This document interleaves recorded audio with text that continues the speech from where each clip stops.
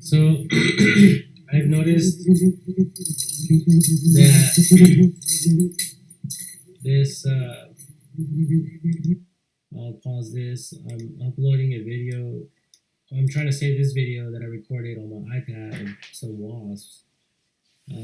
Basically, I'm here in my thing, and I was noticing this leaf here, and blow this up real quick. You can see the leaf here. It has been obviously it has fallen from the tree, so it has no source of water and nutrients going in through the where it normally flowed through, and you can see where it has completely dried up, and then where it's drying up over here.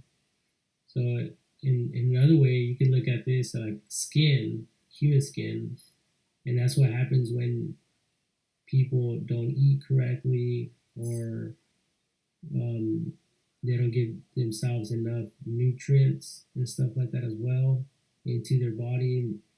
Their skin can become um, like dried out like this, and that's why it's important to give our bodies whatever they need, because naturally uh, everything in this world is going to try and attempt to cure itself and fight off any type of infections, which is what really, in simplest terms, what it really comes down to is a chemical reaction that occurs. Bunch of bullshit! Here you can see there's a bunch of little spots where this dehydration process is taking place on the leaves over here as well. And that's because it's not connected to the source.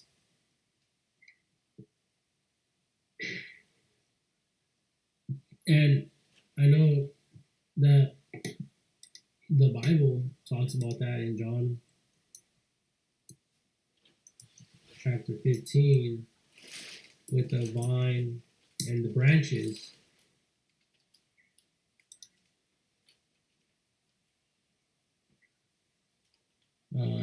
It says the vine and the branches, John chapter 15, verse 1. I am the true vine, and my Father is the gardener. See, so Jesus is the one that provides us the nutrients and stuff like that, I think. I'm not sure. Like, he's the one that plugs us in with the Father. Because without Jesus, we wouldn't be connected to the Father. God's wrath would have still been upon us all. But thanks to Jesus, we now have true connection with the Father. And it says, I am the vine, and my Father is the gardener. He cuts off every branch in me that bears no fruit. See, so we're connected with Jesus, obviously. And the Father cuts off every branch in Jesus that bears no fruit. But every branch that does bear fruit, he prunes so that it will be even more fruitful. You are already clean because of the word I have spoken to you. Remain in me, in Jesus, as I also remain in you. Because God is in us and outside of us. No branch can bear fruit by itself. It must remain in the vine. Neither can you bear fruit unless you remain in me, in Jesus. I am the vine, you are the branches. If you remain in me and I in you, you will bear much fruit. Apart from me, you can do nothing. If you do not remain in me, you are like a branch that is thrown away and withers. Such branches are picked up, thrown into the fire, and burned. If you remain in me, my words remain in you. ask whatever you wish, and it will be done for you. Not in greedy motives, not because you want to get rich and go live in an island and die someday all by yourself, but ask so you could give to others, so you could bring something to this world. Then, we're talking business, of course. So if you remain in me, my words remain in you, ask what you wish, and it will be done for you. That's game right there. God's not playing around. Jesus ain't fucking around with you bitch ass motherfuckers out there. Player hating. Just bragging about everything you have, all the riches you have gained. You can shove them up your ass. No one gives a fuck. Anyways, this is to my Father's glory, that you bear much fruit, showing yourselves to be my disciples. As the Father has loved me, so have I loved you. Now remain in my love. Do not disturb, son. Thank you very much. My love, just as I have kept my Father's commands and remain in his love. I have told you this so that my joy may be in you, and that your joy may be complete. My command is this: love each other as I have loved you. Greater love has no one than this, to lay down one's life for one's friends. You are my friends if you do what I command. I no longer call you servants, because a servant does not know his master's business. Instead, I have called you friends, for everything that I learned from my Father I have made known to you. You did not choose me, but I chose you and appointed you so that you might go and bear fruit that will last, so that whatever you ask in my name, the Father will give you. This is my command: love each other. Yeah, there's a lot of stuff there that could be misinterpreted or not, whatever. But it doesn't take away from these facts here.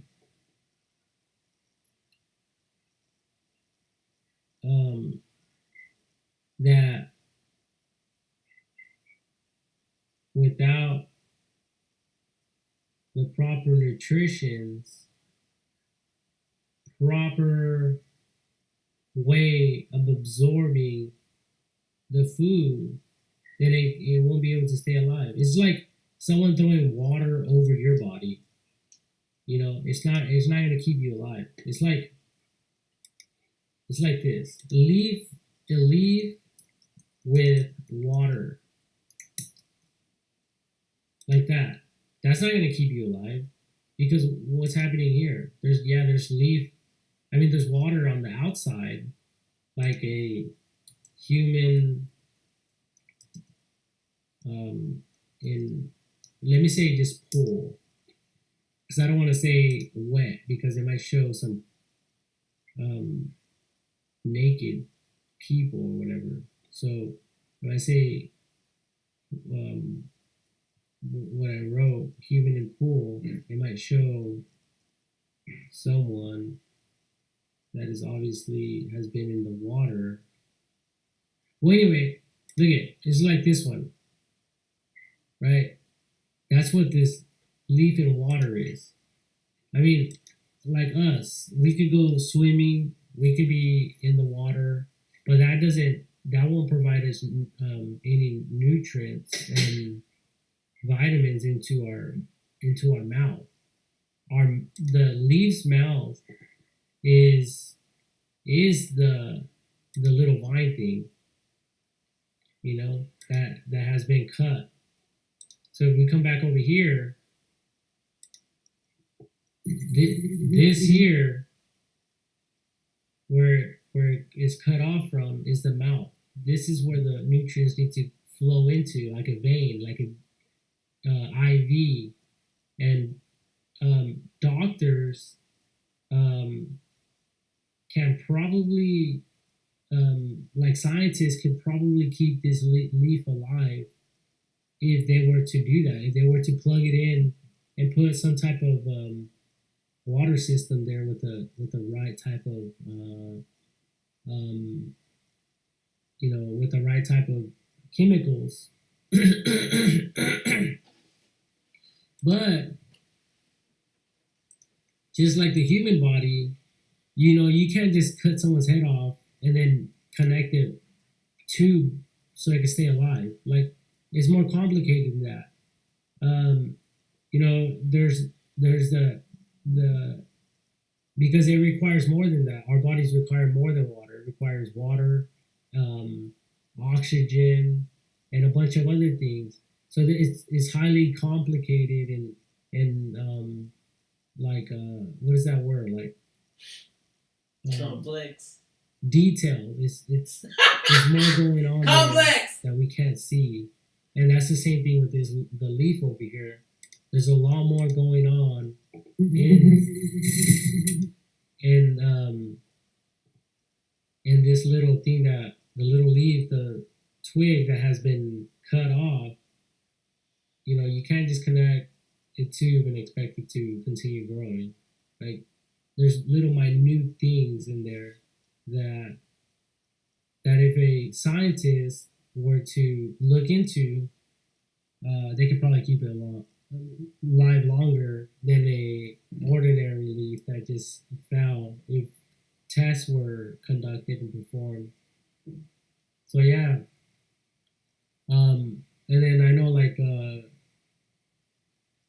Caroline Leaf, with she was interviewed by Kenneth Copeland Ministries, and she's a brain neurologist, and that's probably the same kind of concept. You know, you think negative thoughts, is this what's gonna happen? Think positive thoughts and stuff like that. It's gonna stay green, and it's gonna fight off the negative stuff, the dead stuff even, and it could grow into this all over again and restore it. So there's a bunch of things that we are beginning to understand on a big scale and minute scale. It just depends how you look at it. You can like zoom in or out. And I was looking at this at this video that I was recording, and it's the same thing here. See, there's this little this wasp, this bee, a hornet, and it's looking up. You know, these little things know exactly what they're doing. They know exactly what they're doing, and my camera just shut off. But these little hornets know exactly what they're doing, and they know how to communicate with one another, just like dogs, you know, or like wolves, or any other type of animal. They know when there's a predator outside trying to attack them, trying to kill them, or go in and take whatever they have. So they know exactly how to defend themselves and all that stuff. You know, people just look at them like stupid little bees that don't know anything, that are useless, and you know they matter too in our lives and you know everyday life, just like we do in the human race. You know, it's just the lack of education that we have, but thanks to the internet and the knowledge that a lot of people have put in there, you know, now we have the ability to go in and study this stuff if we really wanted to. Just like the stuff that you know now. You know, that shit just didn't fucking fall from the sky and land in your fucking head like fucking like a raindrop, motherfucker, bitch. Like someone had to teach you that shit. You know, you remember going to school? You didn't want to listen to your bitch ass teachers. You thought you were better than everyone. You thought you would never use the stuff that you were learning, and you never thought you would be, you know, that you would implement that in your life, in your everyday life. But now you think you're fucking headstrong and fucking all knowledgeable and powerful, that you forgot that you can still learn some shit. Like, motherfuckers were killing a lot of shit off. Like, and yeah, these things can be relocated. Like, you don't have to be fucking retarded and fucking say, oh, it's, you know, they have to be there or whatever the fuck. Like, I mean, you motherfuckers know what time it is. You know, it's time to do some shit. That's all I'm trying to say. Anyway, yeah, I just wanted to point that out. I thought it was really, really cool and neat. And like, who knows what else, you know, science can, do, to, and what science, medical breakthroughs this could bring, um, by looking closer into this and doing different experiments on these stems and stuff to keep every leaf uh, alive and green for a longer duration of time, and then monitoring that, comparatively to a naturally withered leaf. And then obviously that will also, um, deter in, um, in the weather conditions and the exposure of sunlight or not, and a bunch of other factors. But you know, this is like looking at, someone's medical condition from the outside. So next time you go out and look at some leaves, think about all that shit. Because we're not all gonna be here forever. Eventually, we're gonna be this dry little spot out here, and we're gonna be frozen. We will not be on this side. We won't be able to help this other side any longer.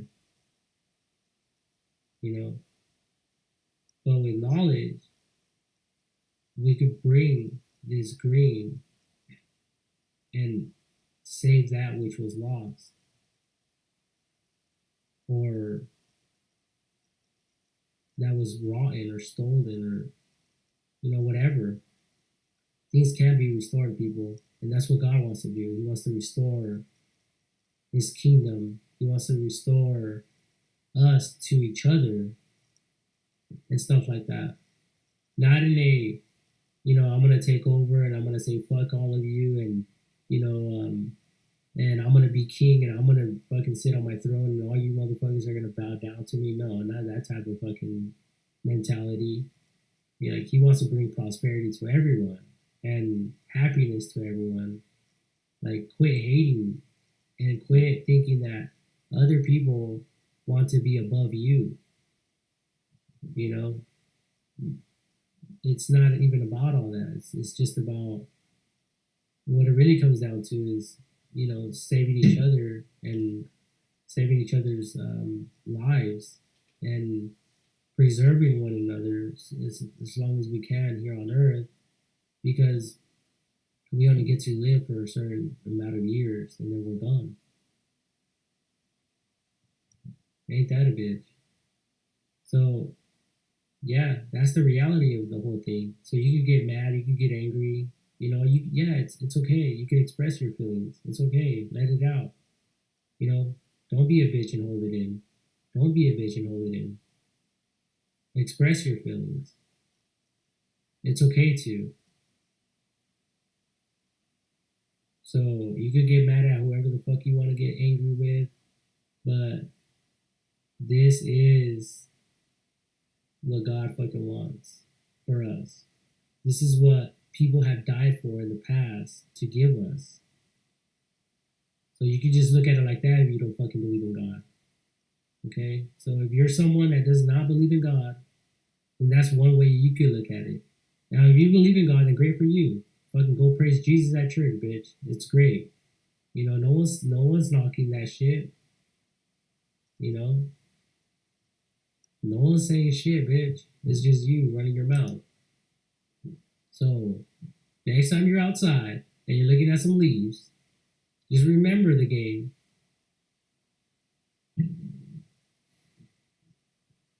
Player hating as bitches.